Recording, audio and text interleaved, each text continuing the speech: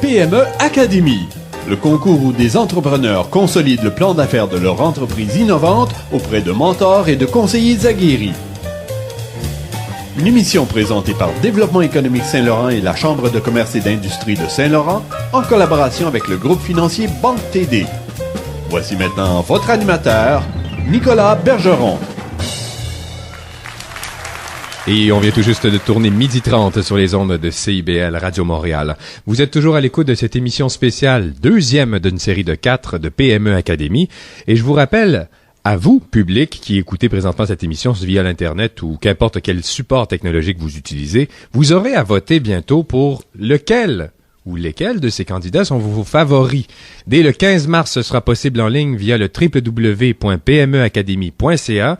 Je vous rappelle que vous pouvez voter à partir du 15 mars, mais ça jusqu'au 28 avril. Alors, plus d'informations sur le site Internet. Nous continuons de notre côté à vous présenter les candidats. 5 d'entre eux sont venus vous rencontrer aujourd'hui et se présenter. Et le prochain à venir prendre le micro, c'est Jim Peter Safar. Il vient présenter Inter-Up Canada. Je le prononce bien? Oui, avec Nicolas. L'accent anglophone qu'il faut.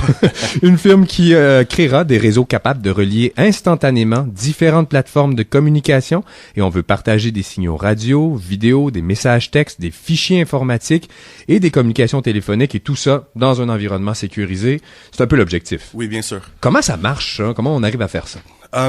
Avant tout, il faut comprendre vraiment que c'est quoi la raison qui nous a poussé à sortir avec un service de cette façon. C'est que, contrairement aux croyances du public général, c'est que les services de premiers répondants ou les tri-services, comme on les appelle, qui sont les services policiers, les services d'incendie et les services ambulanciers, malheureusement, ne peuvent pas communiquer entre eux de façon directe. Ils peuvent pas sortir leur service de radio et parler aux radios du service policier. Parce que chacun a sa fréquence, là. C'est ça. Okay. Chacun a ses fréquences. Chacun a une marque différente. Alors, ceci crée vraiment des gros problèmes au niveau, dans l'industrie de la sécurité publique, pas juste à Montréal, mais au niveau national, partout au Canada, et même aux États-Unis, et même sur le niveau international, c'est le même problème qui existe partout. Alors, nous, ce qu'on a fait, et ça, c'est un problème qui était en train de se faire étudier depuis le 11 septembre aux 2001, États-Unis. oui. C'est ça, exactement. Parce qu'on sait, un des gros problèmes, c'était que les services d'incendie à New York ne parlaient pas avec les services de policiers. Et la raison qu'il y a eu tellement de pompiers qui ont péri exactement dans cet incident, c'est parce que les policiers savaient que la bâtisse allait s'effondrer, alors que les pompiers ne le savaient pas. Alors, quand les policiers sortaient, les pompiers montaient. Et ça, c'est vraiment une raison directement liée à ce problème de communication. Et assez tragique pour que ça marque l'imaginaire, là. Exactement. Et on a eu les mêmes problèmes après ça dans des incidents comme Katrina aux États-Unis. Et il y a plusieurs incidents au Canada qui causent les mêmes effets. Mais c'est aussi un problème au niveau quotidien. Parce qu'on sait qu'une communication de qualité, surtout dans des situations d'urgence, ça peut faire la différence. Exactement. Et surtout dans ce monde-là où c'est pas les minutes qui peuvent faire la différence, mais les secondes qui peuvent faire la différence. Alors nous, avec notre système, c'est que ce qu'on a décidé de faire, c'est qu'on a créé une plateforme simple à utiliser, qui peut être utilisée par n'importe qui, que ce soit moi ou vous.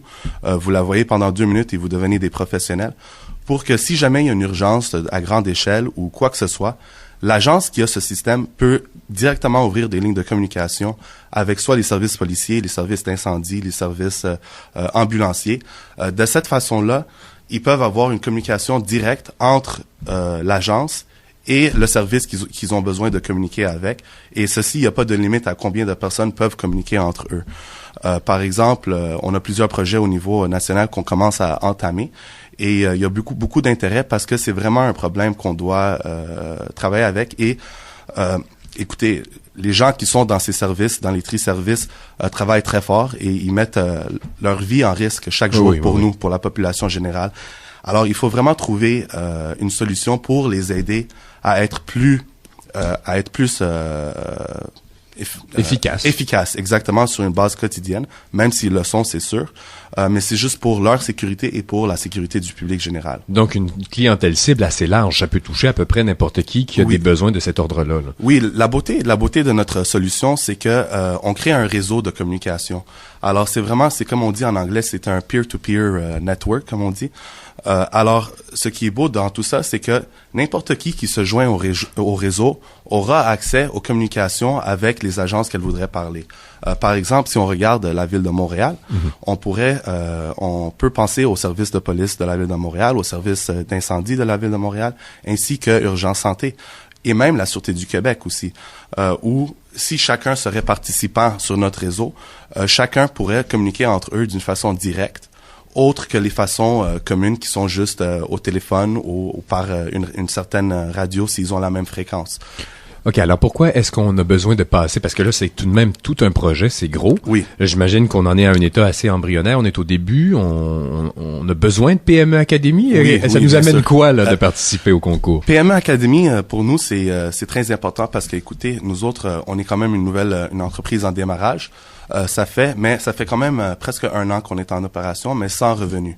Alors moi, dans ce temps-là, c'est moi qui dépense les revenus et c'est l'argent de la poche direct. Oui, c'est ça, exactement, directement. Et parce que vous savez, maintenant, dans les circonstances économiques, c'est dur aussi à trouver des fonds de roulement. Alors, avec PME Academy et la Banque TD, c'était vraiment une occasion parfaite pour nous pour essayer de gagner le concours et avoir un 100 000 de plus pour les fonds de roulement. Pour le roulement. Oui.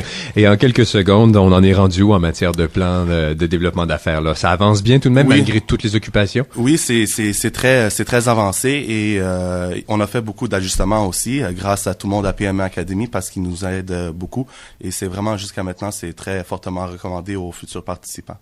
Jim, Peter, Safar, merci beaucoup d'être venu et on se retrouve le 3 avril pour voir vous en être rendu où. Parfait, merci. Merci.